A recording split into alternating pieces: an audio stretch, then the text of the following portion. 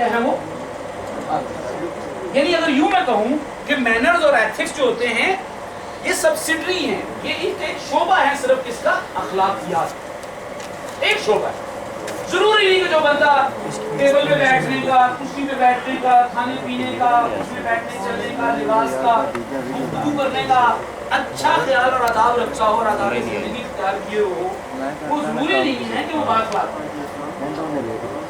لیکن جو شخص اخلاق کو اس کی روح اور اس کی پوری ہمہ ہمی کے ساتھ سمجھتا ہوگا، وہ اس کی پرسنالٹی کے حساب سے اڈاپٹ کرے گا، یہ ضروری ہے کہ اس کے اندر کیا ہوں گے؟ باقی آداب بھی۔ میری بات سمجھ رہے؟ چلیے اسی کو ایک اور ڈیفینیشن دیتے ہیں۔ اخلاق کا مطلب ہوتا ہے دوسروں کے حقوق اور اپنے فرائض کو پورا کرنے کے لیے جو تقاضے ہیں ان کا نام کیا ہوتا ہے؟ وہ تقاضے آ جائیں گے۔ جبکہ آداب اور مینرز اور ایٹیکیٹس اور سلیقہ شعاری جو ہوتی ہے وہ کیا ہوتی ہے؟ وہی ہوتی ہے کہ آپ میٹیریلسٹیکلی کیسے ڈیل کر رہے ہیں چیزوں کے ساتھ۔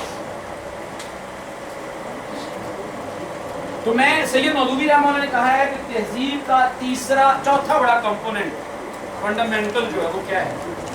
کہ تہذیبوں کا تصور اخلاق ہو۔ مغرب کا تصور اخلاق کیا ہے؟ ان کے علم کی بنیاد پہ ہی ہے، مشاہدے کی بنیاد پہ، ضروریات کی بنیاد پہ۔ ان کے اخلاق کے پیرامیٹر روز کیا کرتے رہتے ہیں؟ بدلتے رہتے ہیں، کہ مادیت پہ ہے، مادیت تو انہیں جہاں فائدہ نظر آتا ہے ان کا وہی اخلاق بن جاتا ہے۔ کہیں وسائل نظر آئے، کہیں منرل نظر آئے، کہیں معدنیات نظر آئی، کہیں تیل نظر آیا، تو ان کے ہاں جنگ کے اخلاق وہی بن جائیں۔ میری بات سمجھ رہے؟ وہاں شہادت دینا، وہاں قربانی، اور وہاں اپنے نوجوانوں کو پڑھائیں گے کہ دیکھیے ملک و ملت کے لیے قربانی دینا کیا ہو جائے گا؟ شہید ہو گئے، تمہارا نام لکھا جائے گا۔ تو اپنے نوجوانوں کو یوں ہی تیار کریں گے تم نے شہید ہونا ہے، اور چڑھائی کس پہ کر دیں گے؟ تیل پہ، معدنیات پہ، وسائل پہ، نفع خوری پہ، نفع کے تمام اور وسائل کے تمام مراکز پہ قبضہ کرنے میں نہیں کریں گے۔ وہ جدوجہد اور جہاد کو ترتیب دیں گے۔ ان کا جہاد فی سبیل اللہ نہیں ہوگا، جہاد کس کے لیے ہوگا؟ وسائل کے لیے ہوگا، وسائل کے لیے۔ بات سمجھ رہے؟ ان کا اخلاق ہوگا ضرورت کے مطابق، نظریہ ضرورت جسے کیا کہتے ہیں۔ جبکہ اسلام کے اخلاقی بنیادیں بالکل ایبسولوٹ ہے، وہ بھی طے ہے، ڈٹرمنڈ ہے پہلے سے، وہ بدل نہیں سکتی۔ کیا نہیں ہو سکتی؟ جو پہلے دن حرام تھا وہ آج بھی کیا ہے؟ جو پہلے دن حلال ہے وہ آج بھی حلال ہے۔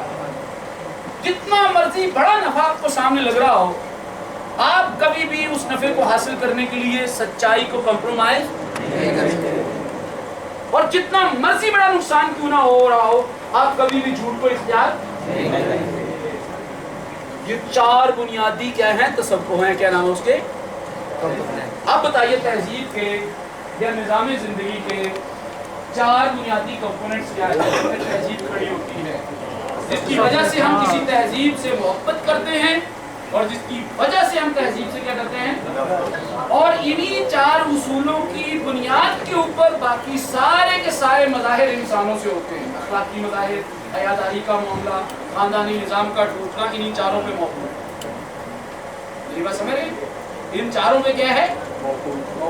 انہی پہ ڈیپینڈ کرتا ہے تصور خدا۔ بتائیے پہلا کیا ہے؟ تصور خدا، دوسرا تصور علم، اور تیسرا تصور آخرت یعنی سزا و جزا کا تصور، اور چوتھا کیا ہے؟ تصور اخلاق۔ یہ پوری کتاب ان چار تصورات کی بیچ میں آپ کو سب سیریز ملیں گی، بہت زیادہ بیچ میں سب ہیڈنگز ملیں گی، لیکن بنیادی ان چار تصورات پہ وہ گھوم رہی ہے۔ میں ان کی طرف ہلکی سی اشارہ کر کے جو بیچ میں آتی ہے ان کی بات میں کرتا ہوں۔ جب یہ چار تصورات کسی بھی تہذیب کو مرہوز رکھتے ہوئے انسانوں سے بنائے ہوئے تصورات کی بجائے کس کے مطابق ہوں گے؟ اللہ کے مطابق ہوں گے، تو انسانی زندگی کے اندر نتائج اور طرح کے رونما۔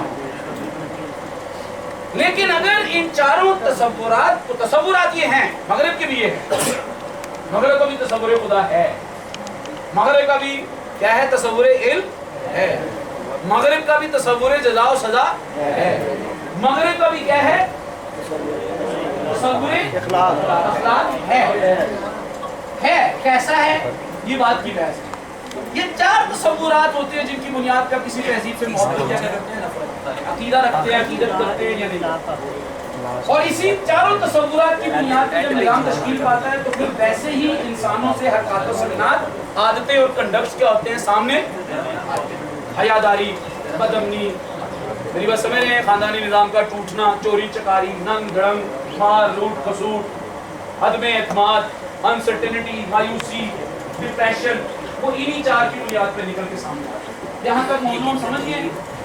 اسی لیے سید مودودی نے اسلامی نظام زندگی یعنی اسلامی تہذیب زندگی، اسلامی تہذیب، اس کو پیش کرنے سے پہلے 4 بنیادی تصورات کو پیش کیا، سمجھ رہے جی؟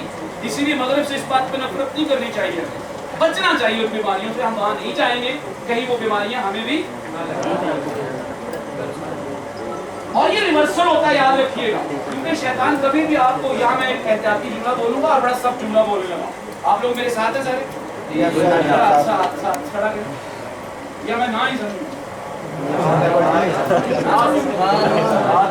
وہ ایک غریب آدمی، ماڑا سا آدمی بیچارہ، چھوٹی ذات کا، ہم تو نہیں سمجھتے چھوٹی ذات، لیکن معاشرے میں مشہور ہے جو چھوٹی ذات کا بندہ کہیں چلا گیا، باہر یورپ شورپ چلا گیا، مطلب یورپ گیا تو اس نے پیچھے کوٹھی چھوٹی بنا لی، ٹھیک ہے، خود حدیث میں آتا ہے قیامت کی نشانیوں میں سے کیا ہوگا، ایک نشانی جو بڑی بڑی یتطاولون فی البنیان، ننگے جسموں والے، ننگے پاؤں والے، یعنی کمزور لوگ بڑی بڑی کیا بنائیں گے، بلڈنگز بنائیں گے، اور وہ مقابلہ کریں گے ایک دوسرے کے ساتھ۔ ان تالد الامۃ ربہا، لونڈی اپنے کس کو جنے گی، باپ کو، اپنے آقا کو، مطلب کیا ہے کہ چھوٹا بڑے میں روپ ڈال رہا ہوگا، بیٹا باپ کے منہ کو آ رہا ہوگا، بیٹی ماں کے منہ کو آ رہی ہوگی، ٹھیک ہے، وہ جو ایک ایج کرائٹیریا ہوتا ہے اس کا کوئی ادب لحاظ نہیں ہوگا۔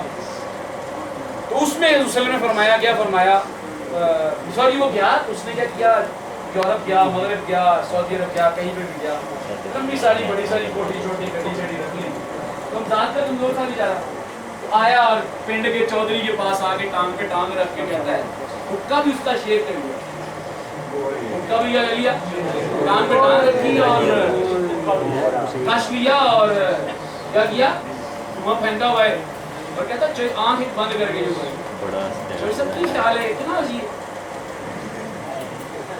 چوئی سب کی خیال ہے اتنا عجیب، کیا مطلب اتنا عجیب، کہنا میرے خیال میں ایسا ہے کہ مجھے رشتہ دینے بیٹی کا، سوچ نہیں، کوئی ٹائم ہے آپ کے پاس، چوئی صاحب نے سوچنے کے لیے اندر اسے کمرے میں لے گیا اور خوب درگند لگائی، مارا پیٹا اور اسے باہر آ گیا، رگڑا لگایا، اسے کمبل کو چڑھا دیا، دوبارہ پھر وہ باہر آیا، اور باہر آنے کے بعد پھر بیٹھ گیا کرسی پہ، اب کرسی پہ بیٹھنے کے بعد کپڑے شپڑے جھاڑے اس نے اپنے، جھاڑنے کے بعد پھر کہتا چوئی صاحب اسی گھر والے نے مشورہ کر لیا، خاندان میں آئے آفر ماڑی نہیں آئے گی، چوئی صاحب پھر اندر لے گئے اور صحیح کٹیا، کٹوں کے بعد صحیح مشورہ آیا، مشورہ ہونے کے بعد باہر انہوں نے آگے بیٹھ کے پھر دوبارہ کپڑے شپڑے صاف کر کے کہتا تھا چوئی صاحب میں نہ ہی سمجھا، ایسا تو نہیں نا، تو نہیں ہے نا یہ۔ اچھا جو ابھی میں نے تہذیب کے حوالے سے 4 بنیادی کمپوننٹس بتائے ہیں، اس کے بارے میں ایک چھوٹی چھوٹی دلیل بھی کوئی نہ کوئی آئی۔ سید مودودی رحمۃ اللہ کہتے ہیں اس تہذیب کو باطل تہذیب کے مقابلے میں ریپلیس کرنا کیوں ضروری ہے؟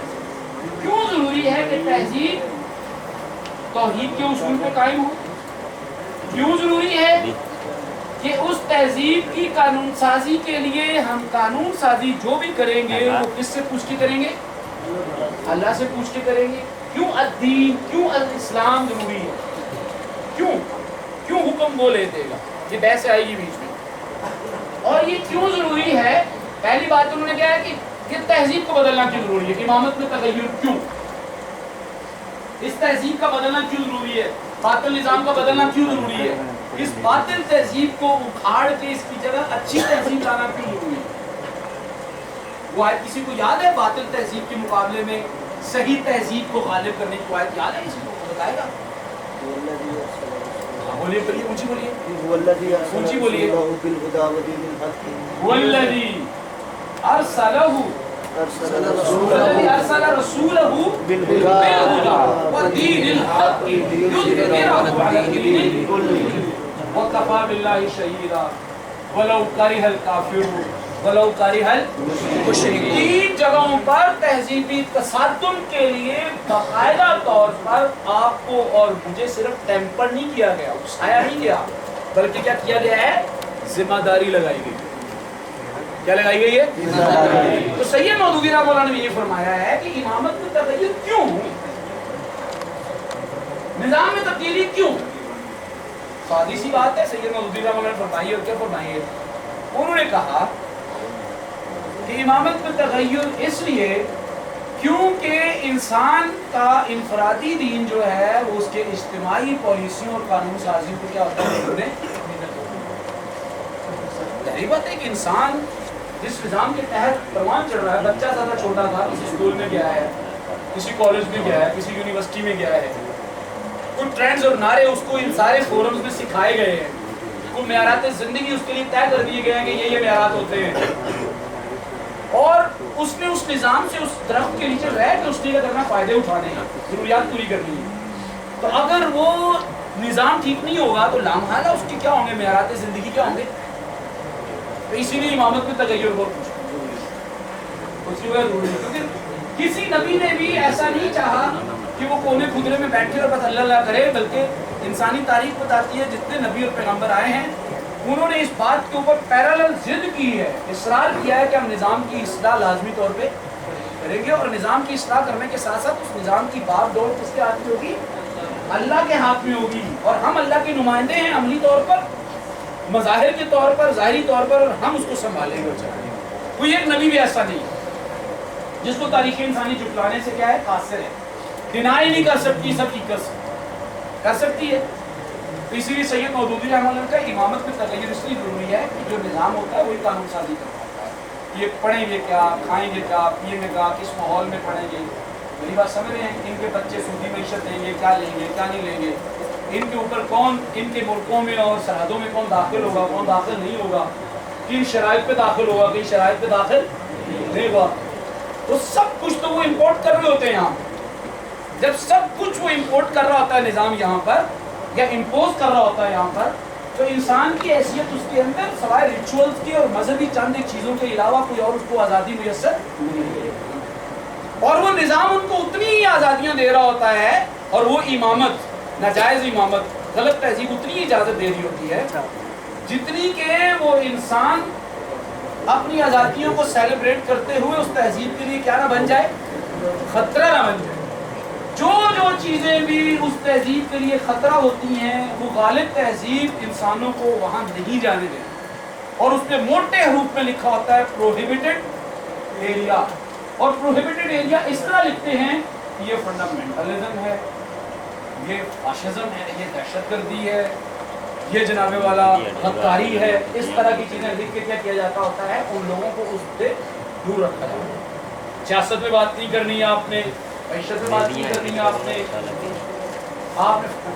نے فلاں چیزوں میں کیا کرنی، بات نہیں کرنی. تو جو بنیادی اصولی موقف ہوتے ہیں ان کے بارے میں انسانوں کا مزاج ڈال دیا جاتا ہے. سیاست سے دین کا کیا تعلق ہے، دین کا سیاست سے کیا تعلق، فرد اور قوم کی زندگی میں دین کو کیا نہیں کرنا چاہیے؟ انٹرفیئر نہیں کرنا چاہیے.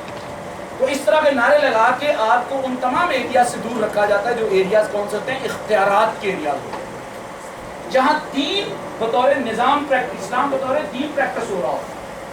تو سید مودودی رحمہ اللہ نے یہاں یہ بحث چھیڑی ہے کہ امامت میں تغیر کیوں ضروری ہے. پھر انہوں نے یہ بھی کہا ہے کہ امامت میں تغیر کیسے، امامت میں تغیر ان اصولوں پہ آپ جب تہذیب کھڑی کریں گے یا امامت کھڑی کریں گے تو کیسے ہوگی. اس میں انہوں نے ایک مت کا جو ہے وہ کنڈم کیا ہے. وہ مت کیا ہے کہ اس میں تو کوئی شک نہیں ہے، بڑی اہم بات ہے، ہمارا اچھا خاصا مذہبی طبقہ اس پہ کھڑا ہوا ہے. میں اس کو ان کو ٹونٹ نہیں کر رہا، اللہ معاف کرے، نہ ان کو کوئی کریٹیسائز کیا جا رہا ہے، لیکن چونکہ مکمل پکچر آپ کے سامنے رکھنی ہے تو وہ بات بیچ میں کرنا ضروری بن رہی ہے. نام لیے بغیر کریں گے یہ بات. دیکھیے سید مودودی رحمہ اللہ نے کہا اس میں تو کوئی شک نہیں ہے کہ پتہ بھی کس کی مشیت سے حرکت کرتا ہے؟ اللہ کی حکم. اصولی طور پر یہ عقیدہ ٹھیک ہے کہ اللہ کے کرنے سے سب کچھ ہوتا ہے اور اللہ اگر نہ چاہے تو کچھ بھی نہیں ہوتا. اصولی طور پہ بات یہ، لیکن اللہ کی سنت یہ نہیں. اللہ کی یہ سنت پوری بحث ہے بیچ میں. امامت میں انقلاب کیسے؟ اور پھر آگے بناؤ بگاڑ میں مزید اس کو سید مودودی رحمہ اللہ نے ریکٹیفائی کیا ہے ایک دو مثالوں میں، اس میں آئے گا وہ۔ تو سید مودودی رحمہ اللہ نے کہا کہ دیکھیے اس میں تو کوئی شک نہیں ہے کہ اصولی طور پر یہ عقیدے کی شک بالکل اہم ہے کہ اللہ ہی کے کرنے سے سب کچھ ہوتا ہے، اللہ نہ چاہے تو کچھ بھی نہیں ہوتا، لیکن یہ معاملہ اس کا کس معاملے میں ہے؟ اس کی تکوینی کائنات کے بارے میں ہے، مظاہر قدرت کے بارے میں ہے، انسانوں کی اجتماعی زندگی کے بارے میں اس کا یہ فیصلہ نہیں ہے۔ وہ انسانوں کی اجتماعی بہبود یا ان کی تباہی کے بارے میں، انسانوں کے اجتماعی فیصلوں کے بارے میں انسانوں کے اجتماعی رویوں کو دیکھتا ہے۔ اس کو دیکھتا ہے انسانوں کے اجتماعی رویے کو دیکھتا ہے۔ یہ ممکن نہیں ہے کہ پوری قوم پہاڑی پر بیٹھے اور ڈھلان کی طرح سڑک گاڑی کا رخ کر دے اور دعائیں مانگ رہی ہو کہ یا میرے مالک ہماری گاڑی کو کیا کر لے، تو بچا لے۔ پشاور کی گاڑی میں بیٹھے اور لاہور وقت پر پہنچنے کی کیا کرے، دعا کرے، اور بیٹھی بھی ہائی روف گاڑی میں ہو، فرنٹ سیٹ پہ ہو، ڈرائیور بھی بڑا اچھا ہو، سیٹیں بڑی اچھی ہوں، اور استقبال بھی گرم جوشی سے کیا جائے۔ آپ سمجھ رہے ہیں وہ موجودہ تہذیب جو بظاہر کے بڑی خوبصورت ہے لیکن اندرون تاریخ تر تو اس میں بیٹھے اور لاہور وقت پر پہنچنے کی کیا کرے وہ۔ سید مودودی رحمہ اللہ نے کہا کہ اصولی موقف تو یہی ہے کہ اللہ کے چاہنے سے ہوتا ہے جو ہوتا ہے، اور اللہ نہ چاہے تو کچھ نہیں ہوتا، لیکن اللہ کی قدرت میں اگر یہ ہے کہ وہ چاہے تو آپ بغیر گاڑی کے بھی کیا ہو جائیں گے، لاہور پہنچ سکتے ہیں۔ وہ بغیر ماں باپ کے ملاپ کے بھی عیسیٰ کو کیا کر سکتا ہے، لیکن سنت عرف عام میں یہ نہیں ہے، طریقہ اس کا یہ نہیں ہے، کائنات کو چلانے کا یہ اس کا اصول مجموعی طور پہ یہ نہیں ہے۔ میری بات سمجھ رہے ہیں؟ مجموعی طور پر کائنات کو، انسانی معاشرے کو چلانے کا اس کا جو اصول ہے وہ کون سا ہے؟ وہ انسانوں کے نظریات اور ان کے اخلاقی رجحانات کو، اگر ان کے اخلاقی رجحانات ٹھیک نہ ہوں اور ان کے نظریات اگر ٹھیک نہ ہوں، نظریات میں نے پہلے رکھے نظریات اور اخلاقی رجحانات، تو پھر ایسی صورت میں اللہ تبارک و تعالیٰ ان کو پشاور جانے کے حوالے کر دیتا ہے، جاؤ پشاور۔ وہ دعائیں مانگ رہے ہوتے ہیں، نمازیں پڑھ گئے، یا میرے مالک تیرے چاہنے سے کچھ ہوتا ہے، کسی اور کے چاہنے سے کچھ نہیں ہوتا، یا اللہ لاہور کس پہ پہنچا دے، وقت پہ۔ اور وہ کہتا ہے وَإِذَا سَأَلَكَ عِبَادِي عَنِّي فَإِنِّي قَرِيبٌ أُجِيبُ دَعْوَةَ الدَّاعِ إِذَا دَعَانِ فَلْيَسْتَجِيبُوا لِي۔ یہ ہے کہانی اصل میں، یہ کیا ہے اصل میں، کیا بولیے کہانی اصل کیا ہے، فَلْيَسْتَجِيبُوا لِي وَلْيُؤْمِنُوا بِي لَعَلَّهُمْ يَرْشُدُونَ۔ اگر تم صحیح راستے پر جانا چاہتے ہو، رہنمائی پانا چاہتے ہو، رشد اور ہدایت اور کامیابی کے راستے پہ جانا چاہتے ہو، تو میرے پیش کردہ نسخے پر ایمان لاؤ اور اسے کیا کرو، قبول کرو، عمل فَلْيَسْتَجِيبُوا لِي۔ تو پھر امید کی جا سکتی ہے تم لاہور والی گاڑی میں بیٹھو، بھلے بھنجڑ سی ٹوٹی پھوٹی گاڑی کیوں نہ ہو، مطلب مضبوط تو ہی نہیں اس طرح کی، نان اے سی کیوں نہیں ہے، لیکن اگر تمہارا رخ اور ڈائریکشن منزل کی طرف ہوگا تو امید کی جا سکتی ہے کہ آج نہیں تو کل کیا کرو گے، پہنچ جاؤ گے، لعلہم یرشدون۔ ٹھیک ہے، تو دعاؤں کے بارے میں اور مشیت خدابندی پر یقین کے معاملے میں اصول سمجھ لیجئے۔ مشیت خدابندی پر یقین اور دعاؤں کے معاملے میں اصول سمجھ لیجئے کہ میری فیور میں مشیت خدابندی اور میری حمایت میں دعائیں تب قبول ہوتی ہیں کہ جب میری دعا اور میرے عمل اور میرے رویوں کی ڈائریکشن کیا ہوگی، ایک۔ یہ موضوع نے یہی بحث کیا، اس میں تو کوئی شک نہیں، امامت میں تغیر کیسے، کوئی کہتے ایک اچھا خاصا طبقہ ہے جو بے عملی کی تصویر بنا ہوا ہے اور محدود دائرے کے اندر وہ کیا کر رہا ہے، اسلام پہ عمل کر رہا ہے، اور باقی پورے کا پورا جو ہے وہ رزم دائے حق و باطل کے معاملے میں کوئی کردار ادا نہیں کر رہا، اور وہ یہ کہتا ہے جب اللہ چاہے گا تغیر ہو جائے گا۔ تو اللہ تعالیٰ نے سید مودودی نے فرمایا نہیں، ایسے یہ کرنا ہوگا، اس کے لیے دو ٹھوس تہذیبی نظریات جو بیان کیے گئے ان کو اپنا کرنا پڑے گا، ان کے صحیح تصورات کے ساتھ اپنے اندر اتارنا ہوگا اور اس کے مطابق اپنے اخلاقیات کو کیا کرنا ہوگا، بنانا ہوگا۔ یہ سید مودودی نے بتائی اور پھر آیا آگے جو انہوں نے بتایا کہ امامت میں تغیر کے معاملے میں اللہ کی سنت ہے، وہ سنت تین چیزیں ہوتی ہیں. ذرا تین انگلیاں کھڑی کیجیے گا سیدھے ہاتھ والی، درمیان میں فاصلہ برابر ہو، سیدھا اسٹریٹ اس طرف اس طرف اس طرف اس طرف اس طرف. آپ تھوڑا بھی پکڑائیں گے تو درد ہوتی ہے. صحیح آپ نے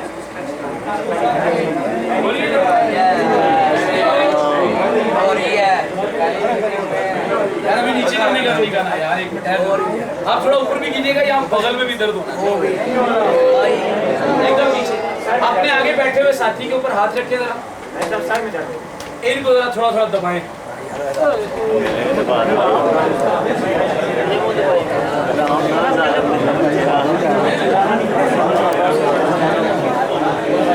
اچھا بڑا عام موضوع شروع ہونے لگا ہے، بہت عام. اور میں یہ کہا ہے وہ اس جملے کا پہلا حصہ جان بوجھ کے مربتاً نہیں بول پائے، حذف کر دیا انہوں نے، لیکن میں اسے سمجھ گیا ہوں. لیکن 6-7 منٹ میں انشاءاللہ بات ختم ہو جائے گی. معاملہ پورا پیش کرنا ہے آپ کو. سنیے دھیان سے پلیز تھوڑی دیر کے لیے توجہ ملے.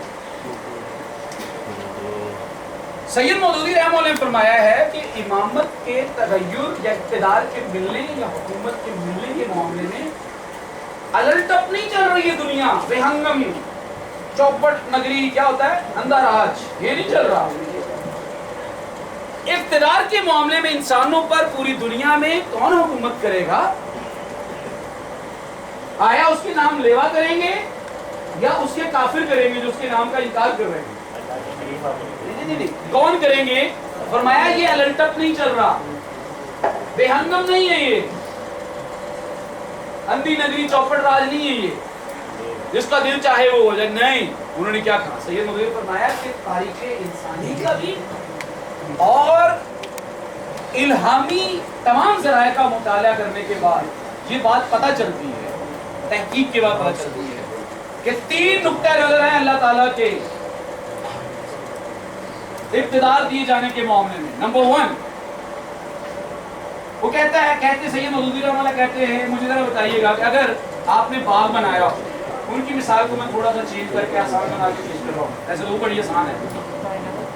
آپ کو باغ بنائیں، وہ فیکٹری چلا لگائیں، تو مجھے بتائیے کہ آپ اس میں اپنے بھائی کو رکھنا چاہیں گے کہ جسے کچھ نہیں آتا، وہ دیانتدار بھی نہیں اور نکھٹو بھی ہے؟ رکھا جائیں گے؟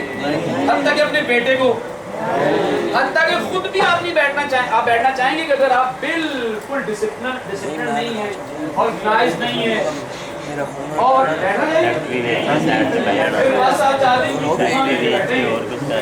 انگلی کے اندر گاڑی کی چابی گھمانے کے لیے، پٹک کے دروازہ بند کرنے کے لیے، کاٹن اور کف کے لیے، اور بس اس کے لیے بیٹھے گے. باقی فیکٹری 5-7-10 دن کے بعد، مہینے کے بعد، سال کے بعد. اصولی بات کیجئے، جذباتی نہیں، مذاق میں نہیں، موضوع بڑا سنجیدہ ہے. مجھے ذرا بتائیے کہ کیا آپ خود بھی اگر فنڈامنٹل مورلز نہیں رکھتے، مورل گراؤنڈز پہ نہیں ہے آپ، مثلاً آپ کے اندر قوت فیصلہ نہیں، آپ کے اندر جو ہے وہ لاجیکل جو ہے وہ فورس نہیں ہے، آپ کے اندر قربانی دینے کا جذبہ نہیں ہے، بہادری نہیں ہے، دلیری نہیں ہے، میری بات سمجھ رہے ہیں؟ اگر آپ کے اندر اگریشن نہیں ہے، کچھ کرنے کا جذبہ نہیں ہے، عزم و ارادہ نہیں ہے، میری بات سمجھ رہے؟ یہ ساری کاری سائیکولوجیکل اور ایموشنل جو ساری کورسز نہیں ہے. پھر مورل گراؤنڈ پہ بھی آپ جو ہے وہ سچ نہیں بول پا رہے، صحیح کمٹمنٹ نہیں پوری کرتے، آپ انصاف نہیں کرتے. پھر صلاحیت کے اعتبار سے بھی آپ کے اندر اچھے اور برے کی کھوٹ نہیں ہے، آپ کمزور میٹیریل لے بیٹھتے ہیں. مجھے بتائیے آپ اپنی فیکٹری پہ خود بھی بیٹھنا پسند کریں گے؟ آپ کیا کریں گے؟ آپ اپنے بھائی کے مقابلے کے اندر کس کو بٹھا لیں گے؟ کسی دوسرے کے بھائی کو نہیں بٹھائیں گے نا. سید مودودی رحمہ اللہ نے یہی کہا ہے کہ اگر آپ ایک باغ لگائیں اور باغ کے اندر آپ اپنے کبھی بیٹے کو نہیں بٹھائیں گے بلکہ اس کو بٹھائیں گے، خود بھی نہیں بیٹھیں گے، اگر آپ نہیں جانتے ہوں گے تو اس کو بٹھائیں گے، آپ اس کو جو وہ کام کہا. بس یہی یاد رکھیے کہ اولی درجے میں امامت سونپنے کا اللہ تعالیٰ کا معیار یہ ہے کہ وہ انسانوں کو پرکھتا ہے کہ وہ صالحیت اور صلاحیت کے اعتبار سے برابر ہیں کہ نہیں ہیں. اگر ان کے اندر صالحیت اور صلاحیت دونوں موجود ہیں تو اقتدار اللہ تعالیٰ کسی اور کو اس کے نام لیوا مسلمان اگر صالح بھی ہیں نیکوکار بھی ہیں اور ساتھ میں کیا ہے وہ صلاحیت بھی رکھتے ہیں اس پوری دنیا کو چلانے کی, نظام کو چلانے کی, تو اللہ تعالیٰ اپنی اس کائنات کی کارخانے اور فیکٹری کا نظام کسی اور کو یہ اس کے عدل کے خلاف ہے. لیکن اگر صالحیت رکھنے والے موجود ہوں, مسلمان نیک ہوں, ایسے تو اس وقت اس کی بھی بہت زیادہ کیا ہے, نیک ہوں لیکن ان کے اندر صلاحیت موجود نہ ہو چلانے کی, تو اللہ تبارک و تعالیٰ اصولی طور پہ جیسے انہیں باغ اور باغیچے اور اپنی فیکٹری کی مثال دی تھی, تو کس کو رکھنا چاہیے اللہ؟ کیا نیکوکاروں کے حوالے, نیکوکار بھی وہ جو فار گرانٹڈ سے نیکوکار ہیں چاند ایک چیزوں میں ریچولز میں, نیکوکار سے مراد میری وہ نہیں ہے جو تکڑی اور ترازو میں, معاملات میں, معاشرت میں, ہر چیز میں نیک ہو. نیکو سے میری مراد وہ چھوٹا نیکو, نیکو نیک کیا ہے, نیکو نیک جو ہوتا ہے جیسے ہم ہیں سارے کے سارے. تو کہا اگر کوئی بندہ نیکوکار تو ہو لیکن وہ کیا نہ رکھتا ہو, صلاحیت نہ رکھتا ہو, تو اللہ کی سنت یہ ہے کہ وہ کس کو دیتا ہے, کائنات کا رضا جو صلاحیت رکھتا ہے.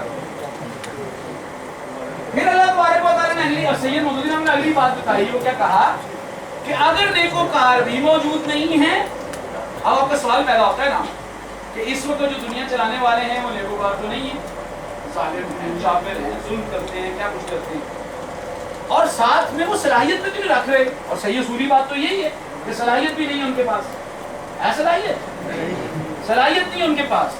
آپ یہ کہہ سکتے ہیں کچھ انوینشنز کی ہوئی ہیں اس تہذیب میں, لیکن موجودہ جو سیٹ اپ اس وقت فاشسٹ تہذیب سے آپ گزرے ہیں, فاشسٹ تہذیب, استبدادی تہذیب, اس استبدادیت کے اندر جو لوگ باغ ڈور سنبھالے ہوئے ہیں ان کے اندر صلاحیت بھی تو نہیں ہے. کیا یہ موجودہ تہذیب انسانوں کی غربت اور پاورٹی دور کر پائی, امن دے پائی, کیا خاندان بچا پائی, کیا انسانوں کو پروموٹ کر پائی؟ صلاحیت بھی تو نہیں ہے. تو پھر انہوں نے فرمایا کہ اللہ تعالیٰ ظالم اور جابر کے حوالے میں انسانوں کا کیا کر دیتا ہے, امامت دیتا ہے.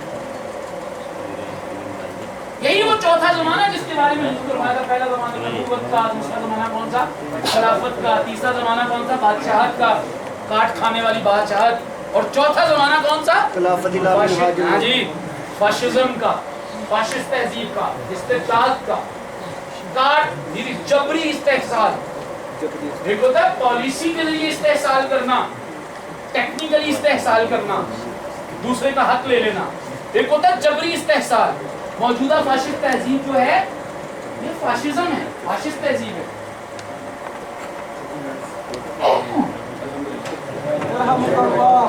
یہ فاشسٹ تہذیب جو ہے یہ جبری استحصال کر رہی ہے.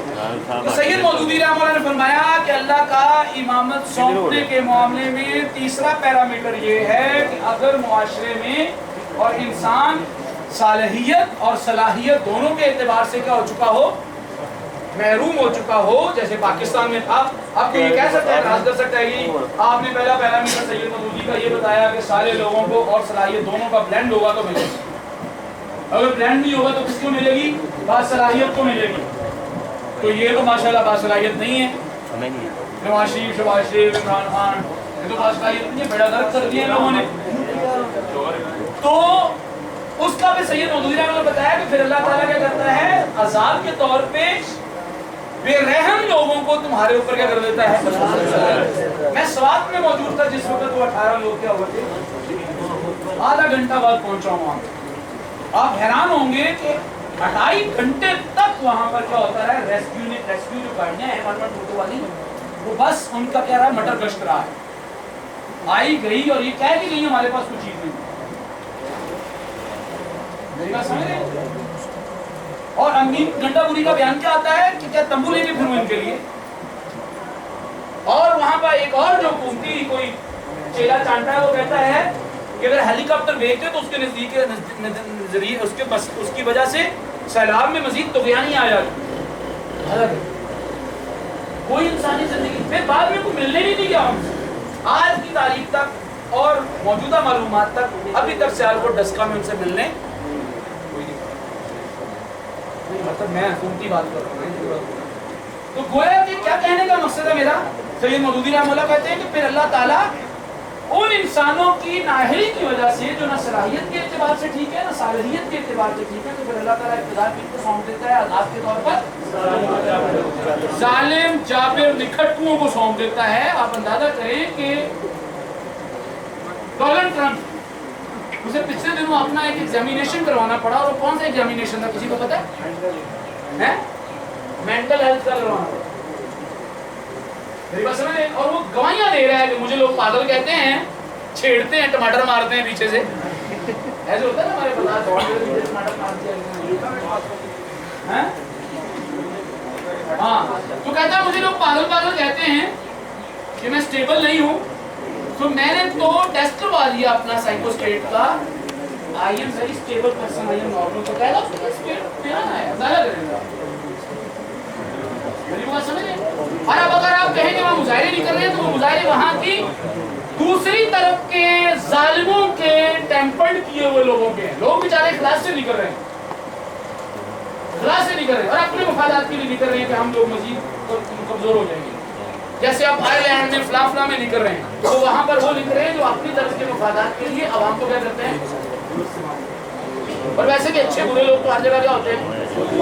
تو یہ تین باتیں ہیں، اب آپ اپنا جائزہ لیں اس وقت امت مسلمہ اور خصوصاً میں اور آپ غالب کیوں نہیں ہیں، کیونکہ دو معیارات نہیں ہمارے، اللہ کی سنت ہے، یہ سنتوں کو پڑھنا چاہیے، اللہ کی سنتوں سے ہٹ کے وہ کام نہیں ہوتا۔ میں آخری بات کر کے بات ختم کروں گا، آخری بات ایک لائن یاد پلیز، ایک لائن۔ سید مودودی رحمہ اللہ نے جو اگلی بات کی ہے وہ کیا بات کی ہے، وہ بڑی اہم بات ہے۔